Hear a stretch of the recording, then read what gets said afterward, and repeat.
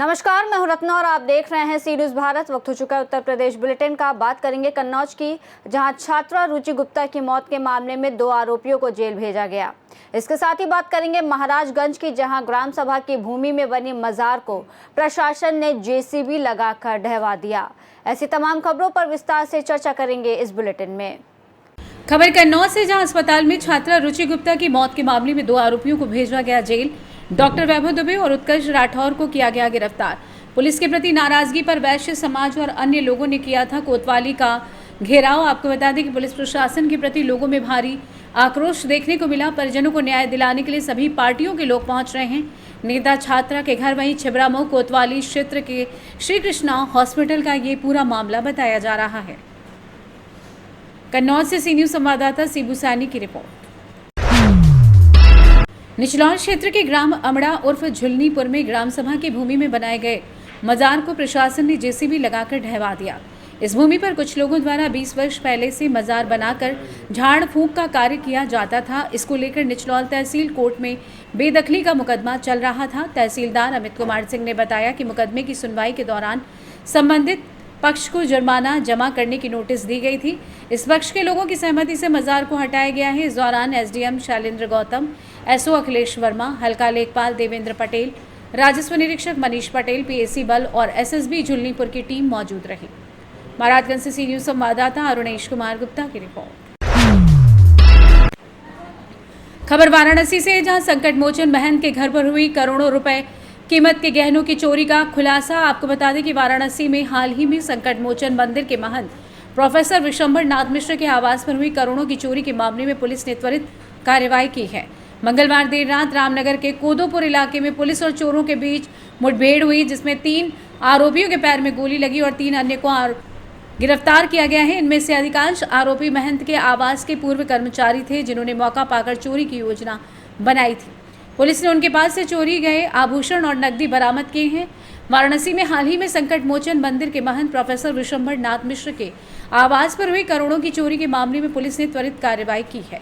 मंगलवार देर रात रामनगर के कोदोपुर इलाके में पुलिस और चोरों के बीच मुठभेड़ हुई, जिनमें 3 आरोपियों के पैरों में गोली लगी और 3 अन्य को गिरफ्तार किया गया है।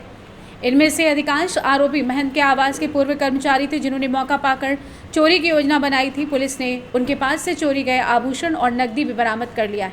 सर, महंत जी के आवास के मामले जो चोरी हुआ था उसके मामले में खुलासा हुआ कि देखिए, ये सोमवार को थाना बेलूपुर पर सूचना प्राप्त हुई थी कि संकट मोचन के जो महंत जी हैं, इनके द्वारा सूचना दी गई है कि इनके घर में एक भीषण चोरी को अंजाम दिया गया है। उसी में आला अधिकारी जो हैं तत्काल मौके पर पहुंचे, सीसीटीवी फुटेज खंगाले गए और ज्ञात हुआ कि संडे को जब महंत जी अपने परिवार के साथ दिल्ली में थे, उन्होंने अपने नौकरों के भरोसे पे घर को छोड़ा था। उसी में कुछ नकाबपोश व्यक्ति जो हैं बाहर से अंदर जाते हुए दिखे हैं।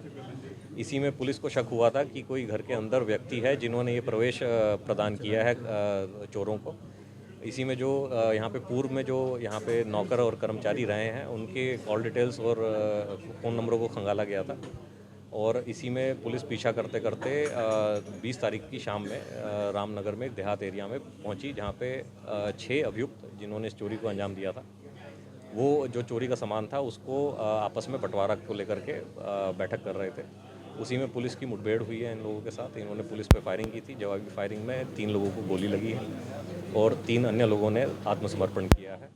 और उसके बाद यहाँ से इनसे जो बरामदगी हुई है वो 391 आभूषण जो एफआईआर में दिए गए थे, वो पूर्णतः बरामद कर लिए गए हैं पुलिस के द्वारा। और जो नगद कैश था वो 1.5 लाख के करीब बरामद हुआ है। और इसमें पुलिस आयुक्त महोदय द्वारा पुलिस टीमों को 1 लाख रुपए के इनाम से नवाजा गया। सर, ये आभूषण की कीमत लगभग कितनी रही होगी और कितने आरोपी इसमें फरार हैं? ये क्योंकि पुश्तैनी गहने हैं और बेशकीमती ये रहे होंगे, लेकिन बाज़ारी मूल्य के हिसाब से ये 1 से 1.5 करोड़ के ऊपर की चोरी रही थी। सर, ये बताया जा रहा है कि एक अभियुक्त फरार है। इसमें एक और अभियुक्त सामने आया है, जो सुरेंद्र नाम है जिसका, उसकी भी तलाश की जा रही है। वो अभी मौके से फरार है और उसके ऊपर जल्द इनाम घोषित करके कार्रवाई की जाएगी। सर, गैंगस्टर की भी कार्रवाई होगी क्या ऐसे? इन सभी पे गैंगस्टर की कार्रवाई और अन्य कठोर कार्रवाई की जाएगी। और सर, ये जो अभियुक्त है उनका आपसी कनेक्शन क्या था?